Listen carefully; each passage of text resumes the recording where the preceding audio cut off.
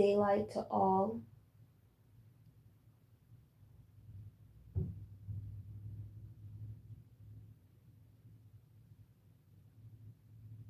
I had remembered something earlier today, a thought that came across my mind after being distracted.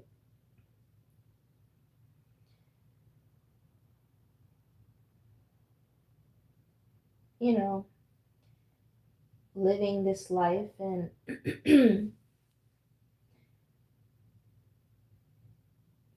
doing what you have to do.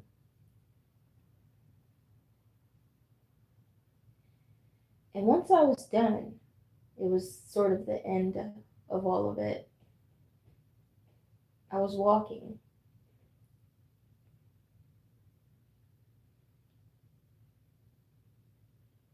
and I seen my reflection, and then there it was.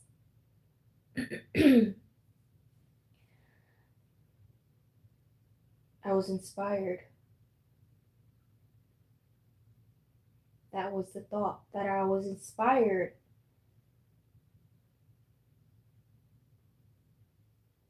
because I walk with Christ. Excuse me. I walk with Christ. That was the thought.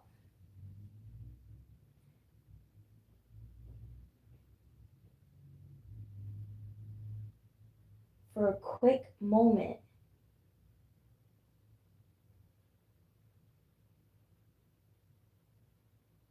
it came to me.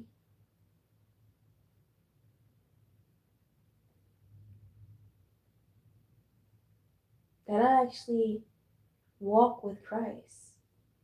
I actually have a relationship with the creator of the worlds. And it was inspiring to know that, to remember that when it's not something that you feel all the time because I'm distracted or I forget. So when it hits me, and it naturally does, I'm not forcing it or trying to think about it, but it came across my mind.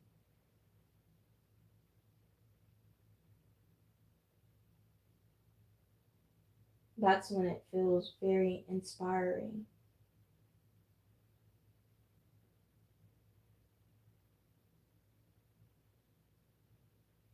That I actually have a relationship with God. That I know Him.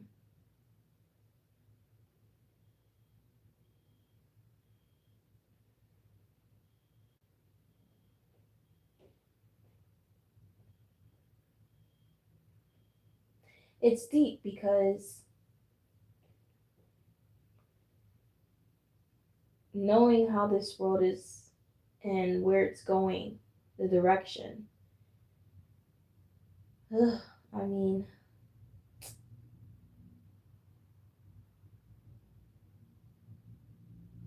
what would you expect from a person? How do you think they'd feel?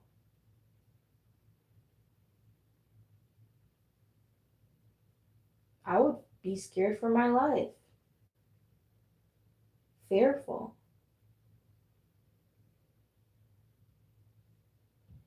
especially that since it's been rough and hardship for someone like me. Yeah, I would have felt hopeless a little bit. I don't know why I said a little bit, but I would have felt hopeless. Just a lot of things, because I don't know. I just noticed that I suck my teeth. I've been sucking my teeth lately. I don't know. This is random, but um, yeah. So there would be a lot of things, like just not so good things. And that's scary because I'm not going to sit here and say that I have a bright future in the world when I'm not even like a hard worker. Like, let me explain.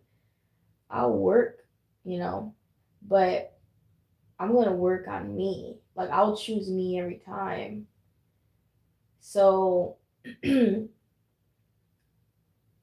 it's just a lot of things that would tell me that my future wouldn't be bright if there wasn't a God for me. The way my philosophy is, the way I choose to live my life, it wouldn't look good. It wouldn't look good.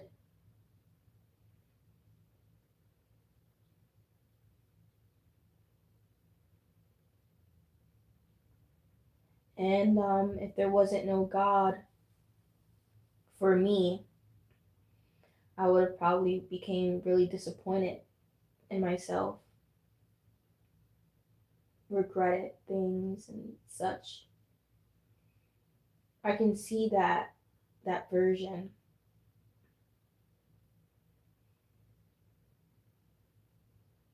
but I don't believe that will be the case. I'm just agreeing with the verses. If God wasn't in existence or alive, there'd be no hope. Hope for people like me. If Jesus was never resurrected, what would this all be for? You know, me standing for justice, just still standing. And of course, you would say, well, it's for your own good, right? To be such ways, but it's the bigger picture. You know, you want to know that, yeah, what you're doing is great, and it's how it's supposed to be. You're doing things more naturally, more organically, more true to yourself. But the bigger picture is, will it have to always be this way? Would it always have to be so hard to stay true to yourself? You know, being in a world like this. That's my point.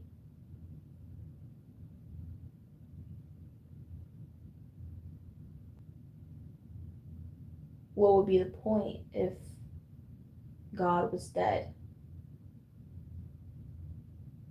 Or if he just turned away from us and never turned back, right? Because he said he's coming back, but what if he said he was never coming back and he actually didn't? Because for generations upon generations, he has not shown his face. It's true.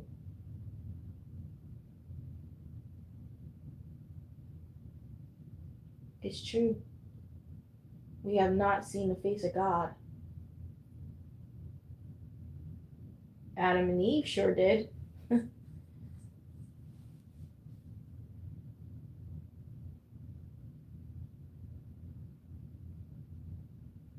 And then down the lineage, you can see how, let's say in a book of um,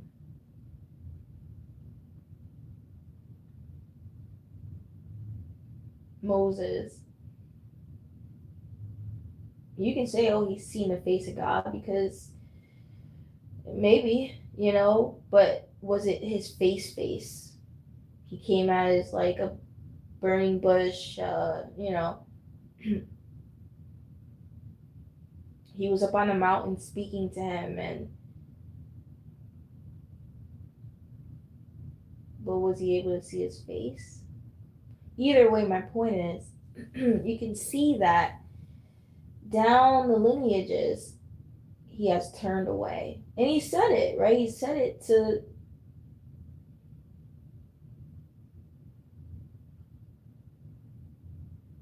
our ancestors that he parted the Red Sea, made a way for them. He told us then, I'm going to turn my face from you.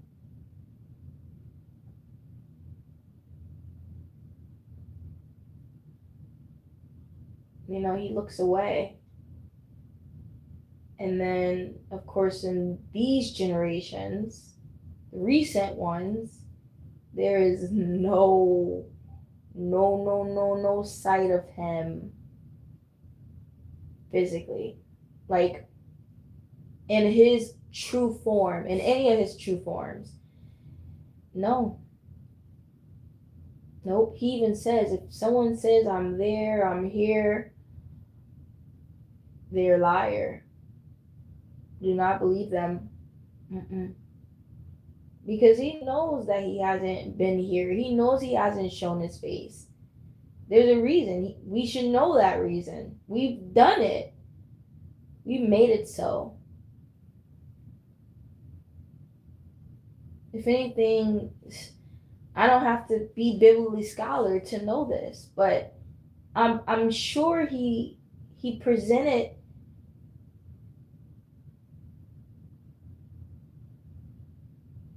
his stance with, look,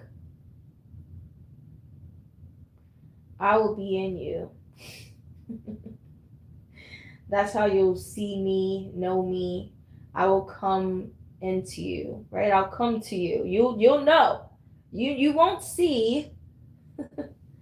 You might not see, but you will know, right? And so it's now intimately. It's more individually rather than coming for everyone to see. All the people of the world, all the tribes, nope. He said, I'm just going to come to who I come to, and they'll know.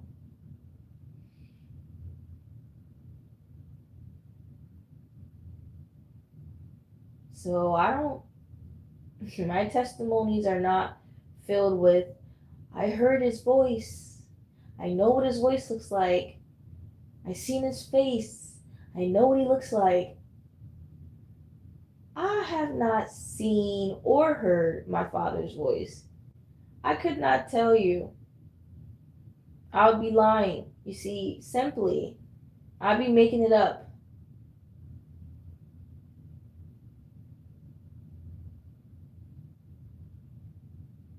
And on top of that, as a bonus, I really don't care what he looks like.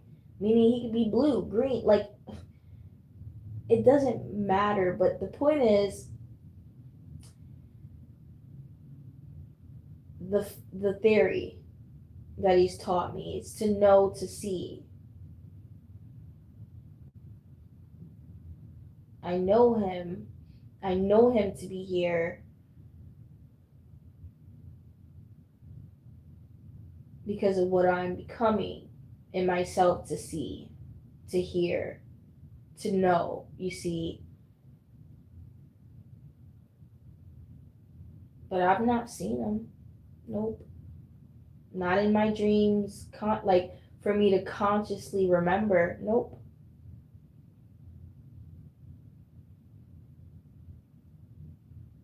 When the angels appeared to Mary, right? The way that the movie shows it, there was a light.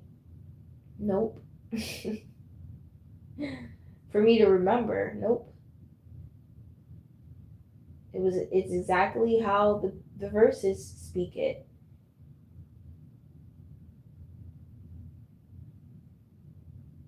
You will know.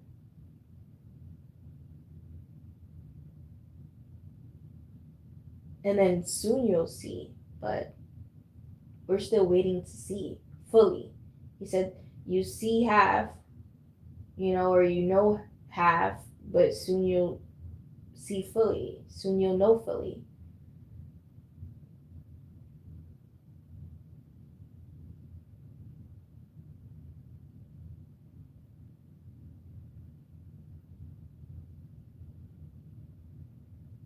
And I'm not saying, oh, if he hasn't shown his face or anything like that to me, that it just can't happen. No. Because it's really about you knowing the Father. Whether you see him, whether you can hear his voice, whether an angel comes to you, it's still the same message. We all can testify to bear witnessing. Do we know the Father? Are we confident in the day of his coming? Do you know who you are? Has he given you understanding? That's what you take from it.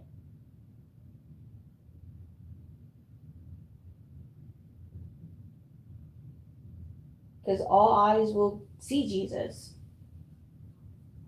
But that doesn't mean anything. It just means that everyone is going to see the Son of God, the King of Kings. Doesn't mean they're going all to the same place. We're going to be judged the same. So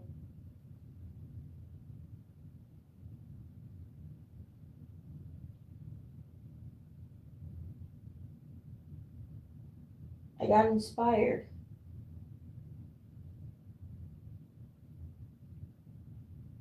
Because it came to me.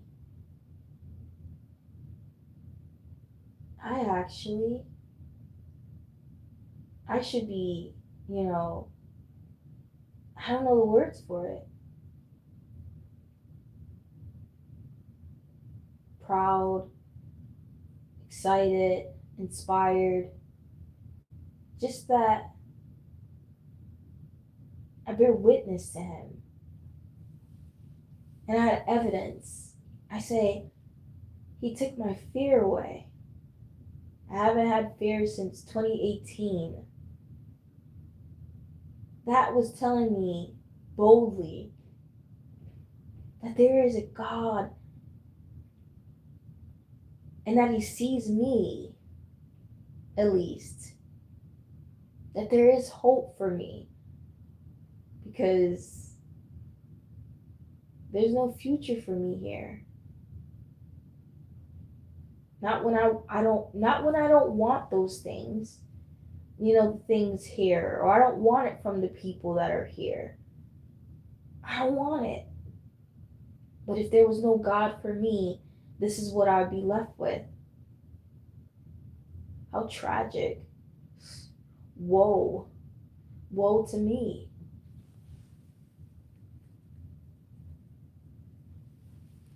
It's all those things. Redemption. It's redemption.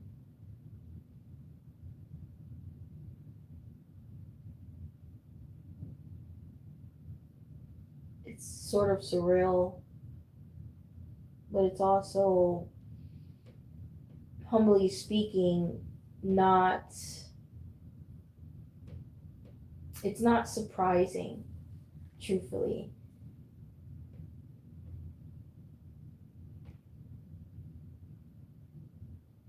To know that I'm seen by God. It's not surprising because I kind of always knew. I kind of always knew something. Something was different. And to me, it's the basic things. I'm not extraordinary. That's the basic. People are just not basic or simple anymore. All I do is I try my best. I try my best to use my integrity when it's needed. It's those basic things. because everything else is the same. I'm a sinner. I've sinned.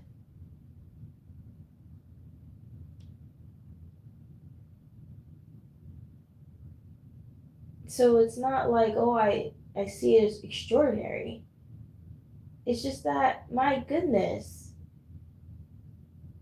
you stand up for something, isn't right, but that's the thing.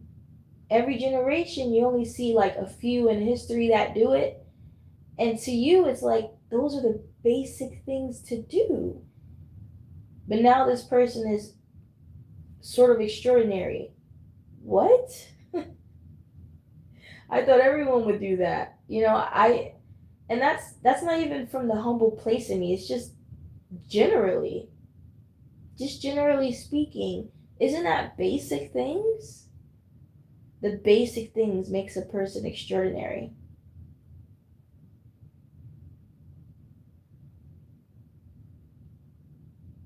I don't get it. Everything's just upside down. Just like you would never think that by someone standing up for what's not right, they're going to be made least among many. What? I would have never believed it, because I would have to see it. I would have to like bear witness to it. But for someone to tell me that that's what will happen, I'd be like, are you really? That doesn't make sense. They said, well, in this place of Wonderland, nothing makes sense. I said, word.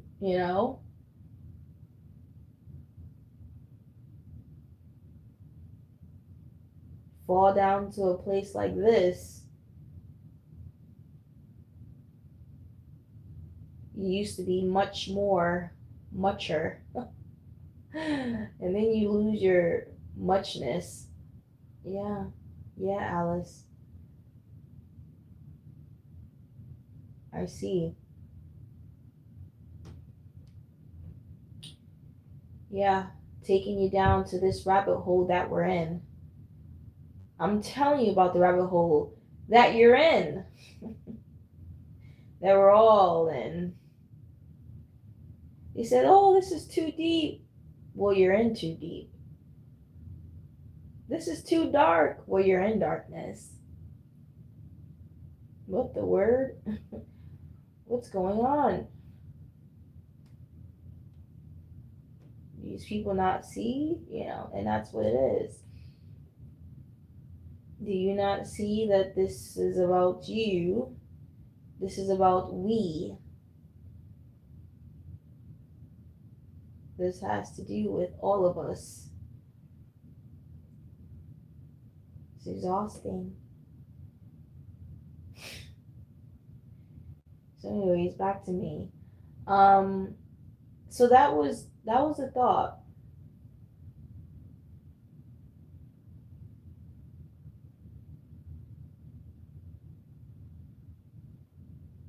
Just inspired.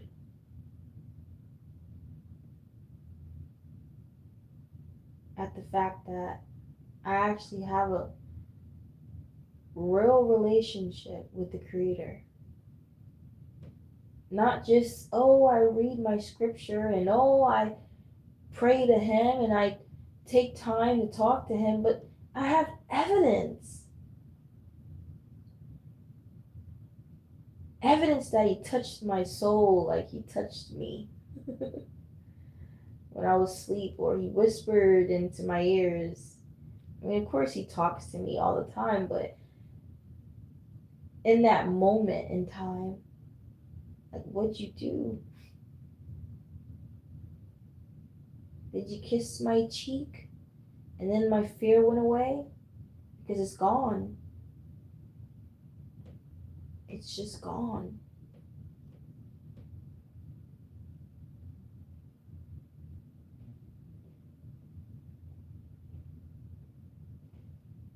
it's just gone.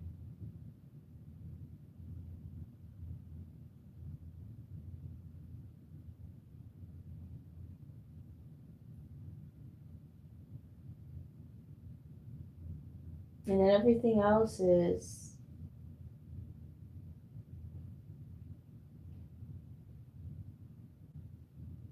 everything else.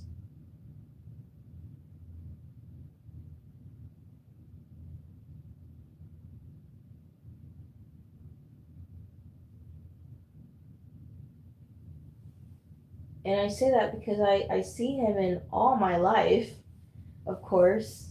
But there's things that are less subtle, right? Him taking the fear out wasn't as subtle. It was like, oh, I knew exactly in that moment, God? Because that's a heavy thing to have on you, the bondage of fear. So you instantly know something's different. You instantly know. And as time goes on, you're just reminded instantly, because it's not a subtle thing when this world tries to keep you in fear, when it is fearful. So I think that's what it is with fear. It's all around us, and I know that it would be here in my life. I know it would. Because I'm not what people would expect. Like, oh, I'm going to be a workaholic because I have my own this and my own that. Yeah, I do have my own. 10 years now. But I'm not about to be a workaholic. And that should probably bring fear, right? Or being here primarily alone. That would probably bring fear to people because lack of support, family, whatever, friends. But no fear.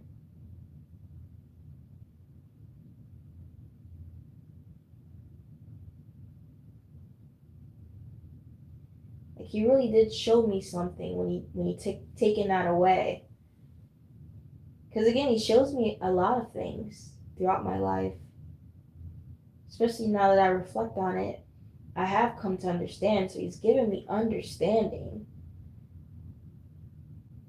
He's given me a purpose. He's given me a will. Like he's given me a life. And that's the thing. People won't be able to see it, but to know to see it. That's the way.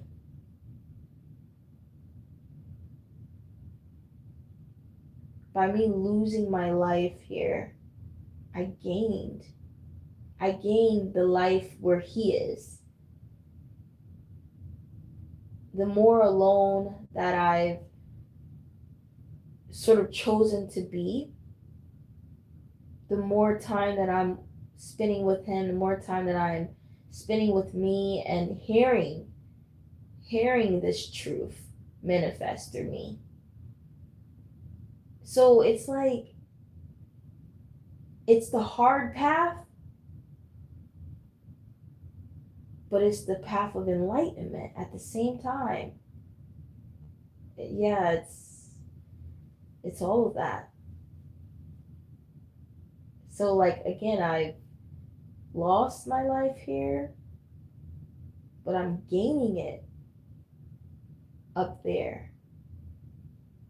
I'm not rich or wealthy or comfortable the way most people would feel if they had a lot of money. No. Because I choose to take time off and away from all of that.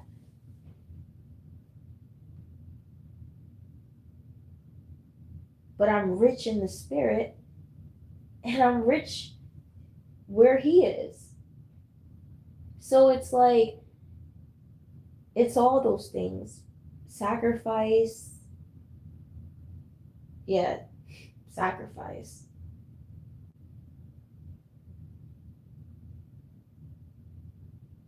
And you don't know unless you walk in those shoes. You don't truly know. Anyone can know what sacrifice means. Anyone can read the way of God, the way of Jesus, the direction he walked in. But they wouldn't truly know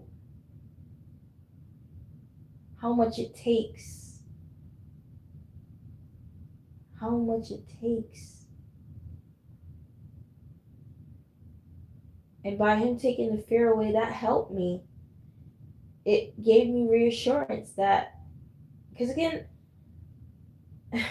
that's the thing. You have to trust yourself. And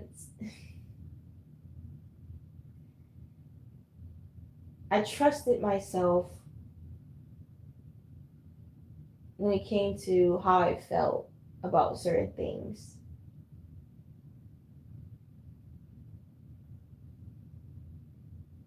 And then when he comes along, he can reassure you, confirm it.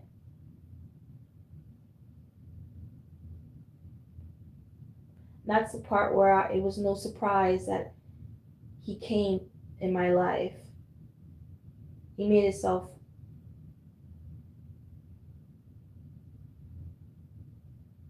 known to me.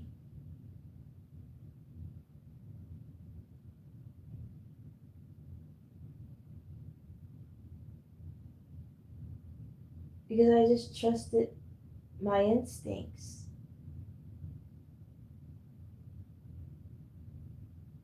And I don't know how it is to be someone else. I can try to speak for that person. I can think of all the different ways that a person could feel or why they didn't or did.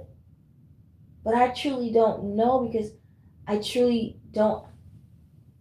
I can understand that there is other ways to walk, to be, to act. But do I truly understand in a sense of accepting it? I can't truly accept something that I never like. Well, not say accept. I can't truly understand something if I never like walked in that direction or walked in that person's shoes.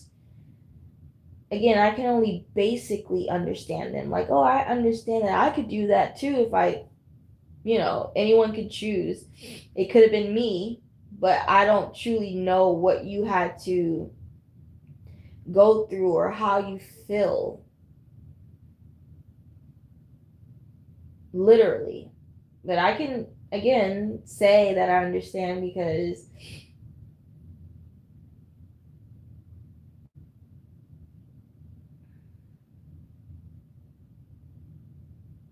I don't know. I mean, I think I could have said it more simply, but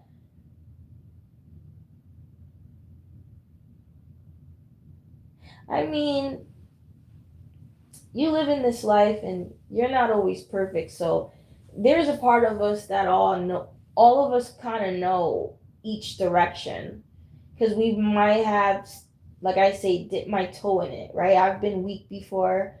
I felt desperate before. I felt fear before. But did I stay in those places? Were those shoes that I actually walked in? No, but I tried them on.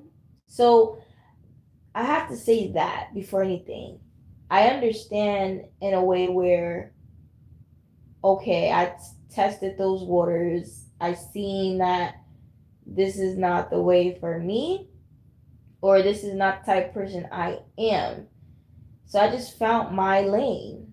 I found the shoes that fit me.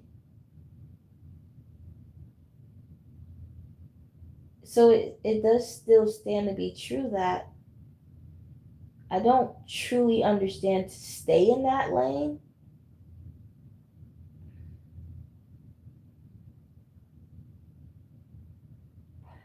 And the not understanding is just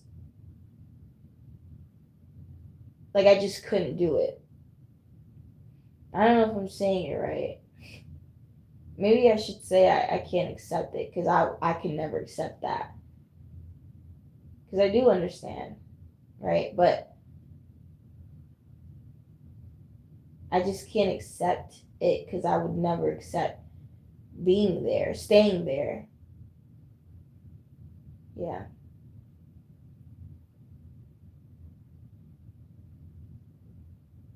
So in all that, uh, so it's the same message that no one truly knows. No one can, you know, people wouldn't accept this way of living. Some people don't understand it, but only the people that actually walk beside you, they would.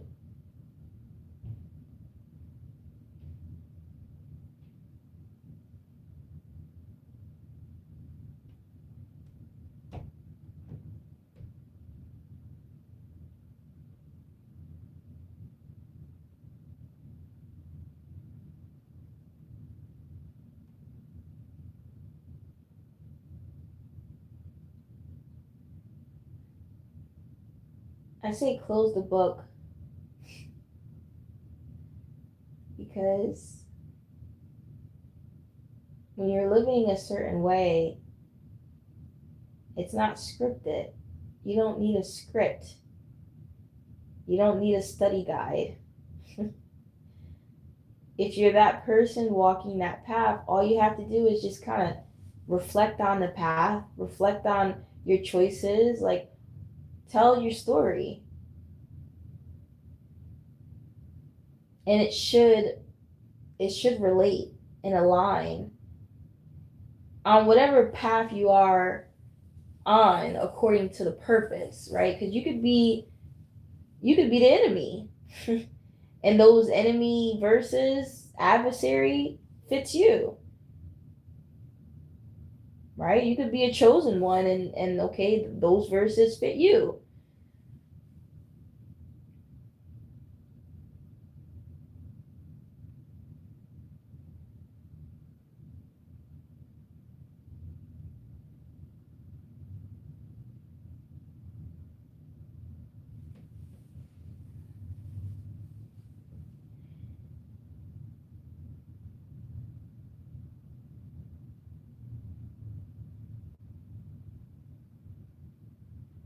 That's another thing, like with all the understanding and knowledge, it's, yeah, that's the way they say it, but the way I can understand it is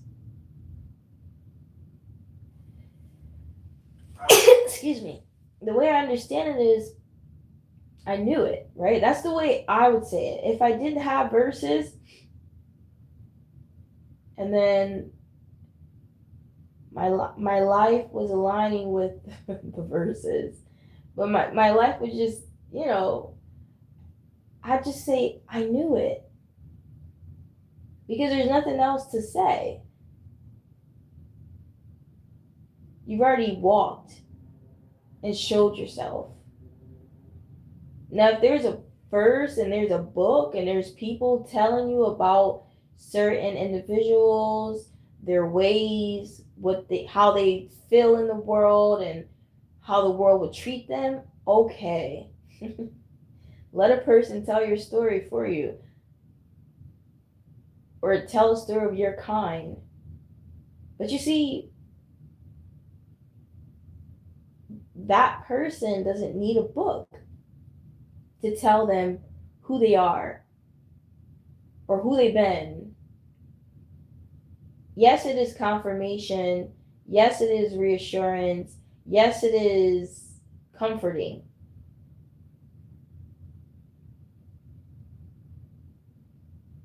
But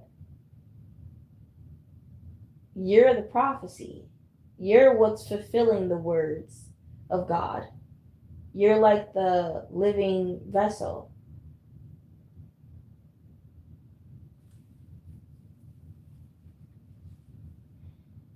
And it all becomes a revelation because then you start to see that, okay, there are books, there are people talking about these things, talking about uh me, me, someone like me, because there's many of us.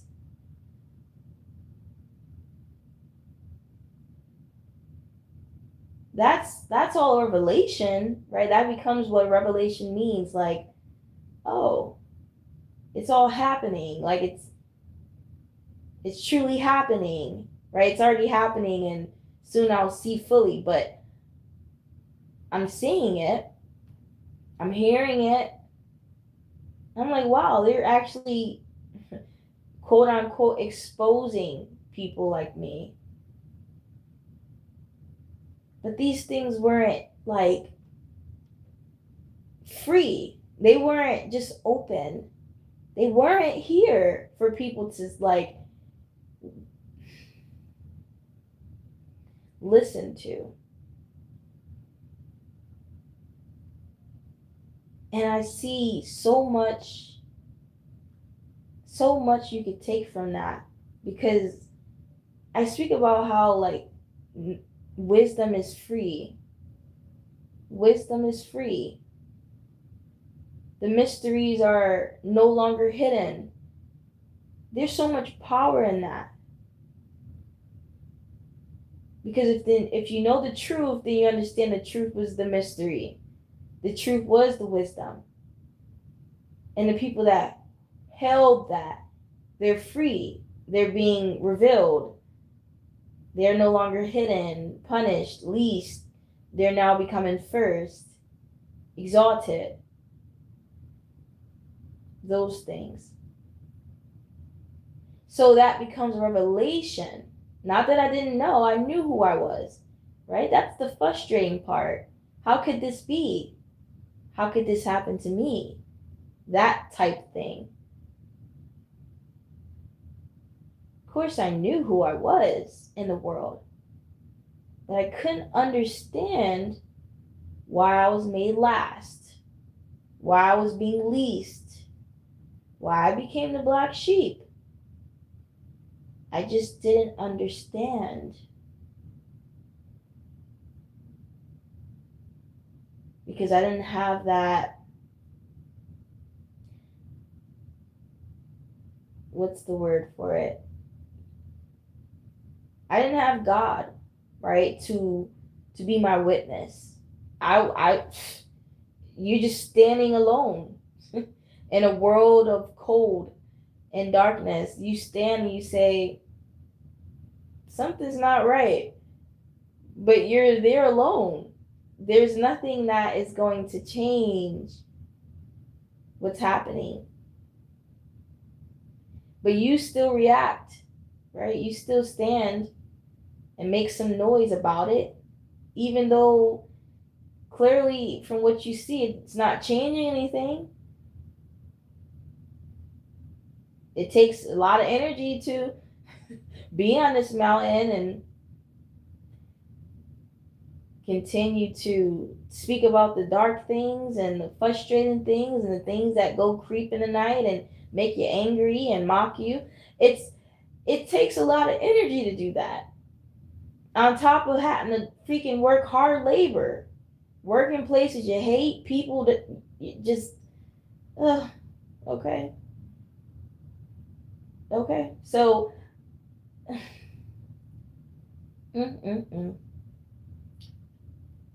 so it all became a revelation.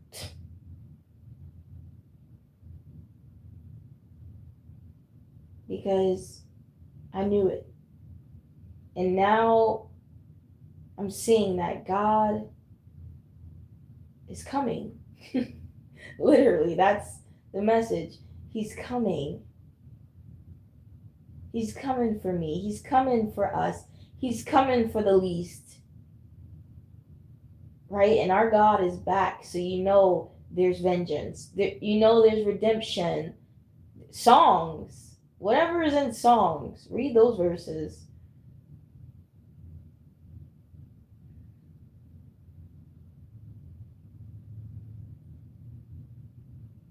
Read those verses.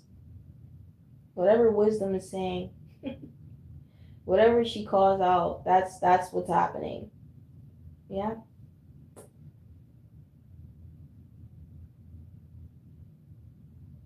So of course I have to speak. I have to, I always say take time, but just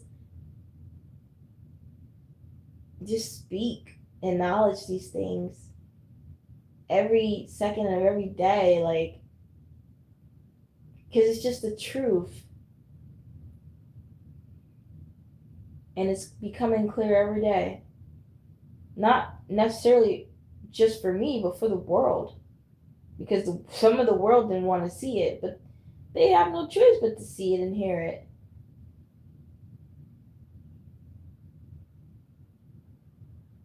That is why most of the world will always say, "Oh, I fit the shoe," right? It's in every prophecy. They'll say, "Oh, I'm this, I'm that." But before that, they didn't want to do the work to be that. They say, "How do you become a chosen one? How do you become her? How do you become him?" Or you may say, "It's her, it's him. Why would he choose, all of these things when it clearly isn't the surface of them, it's what makes them." So it's so easy and so convenient for people to now feel like, "Oh, I was a black sheep," or I'm a chosen one, I'm this, I'm that. When, hey, I don't have to argue with no one. I don't really care because I already know I am, right? Like, if you are, then you just are. You don't have to try. You don't have to explain. You don't have to. Mm-mm. You just are because you've been and you worked hard and you earned it, right? Like, it's crazy to think you had to earn to be a black sheep. Like, I earned that title. It's like, that's the thing. No one wanted to be those things. Now that these things are revealed to be what they truly were, right? The ugly duckling was actually not ugly. It was very special, but was treated not special. But now that it's being treated special, you see everyone else start claiming, and yeah, so it is telling a book, because who wouldn't want to be chosen? Let alone by a man, right? Because we do it here. People want to be in a front seat. People want to be chosen for all these things, but just chosen, period, right?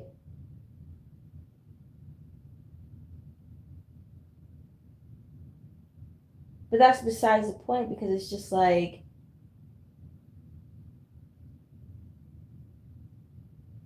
people know the truth, they just won't say it.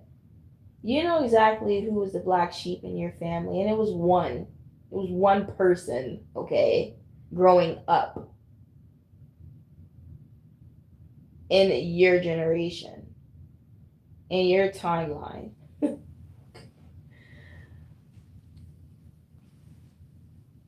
The black sheep is not someone that, gets in trouble. Everyone gets in trouble. You know a black sheep. I have to say it like that. You know a black sheep.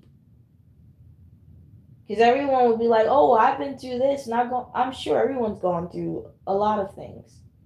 But everyone knows the black sheep because there's only one in every family.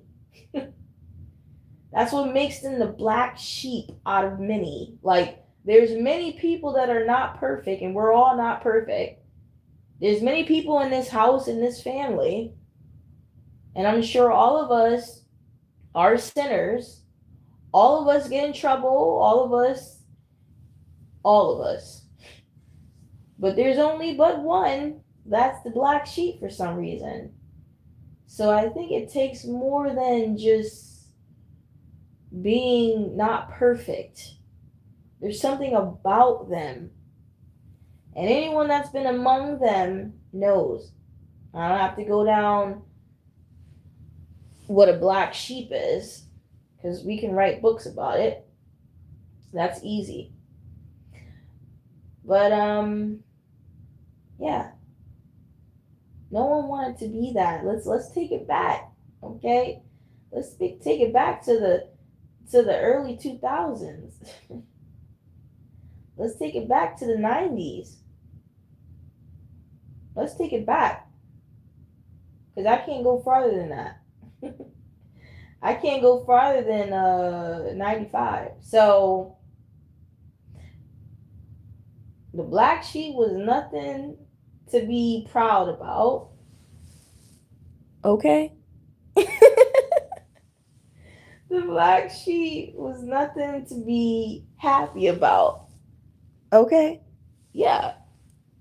No, it was not. And you were labeled, you were eventually labeled that spiritually, because people probably didn't even have to tell you were black sheep. It was just in the spirit. You just come to know you were. And people know.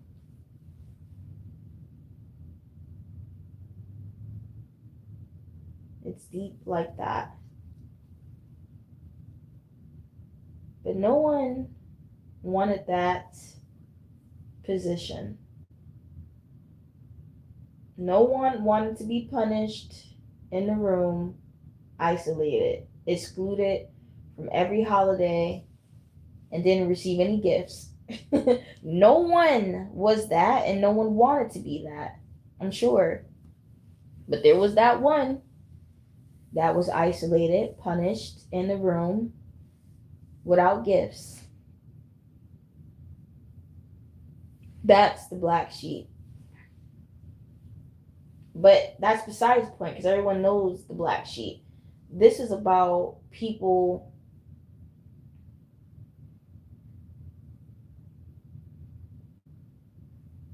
you could save energy if people could just know their position. But since people are so pick me, so like not filled with integrity and pride, they will lie. Knowing that God sees through them, they will still lie and say, I'm her, I'm him, that's me, I'm chosen, I'm this, I'm that, when there is nothing in their life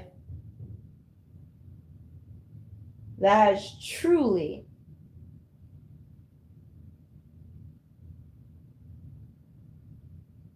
allowed them to see that they've earned that. And I'm saying in God's eyes, you might have been chosen in the world, chosen by your favorite teacher, yeah, chosen by your favorite family, your cousin, yeah. We're talking about being chosen by God.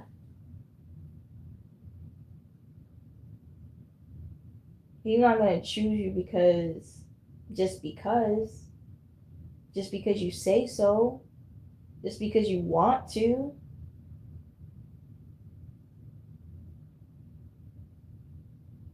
Just because you believe in him, just because you share the gospel. He doesn't choose you based off those things. Like, people get real.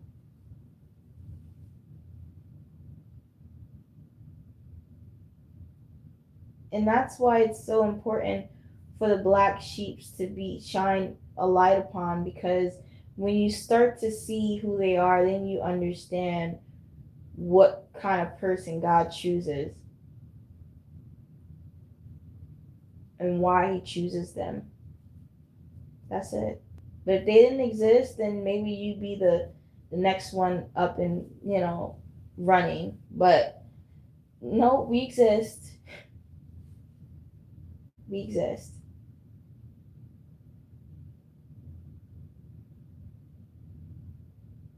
And I say that because if you knew a chosen one, then there's nothing else to be said, because you know. Just like he says, you'll know. And I'll leave it there.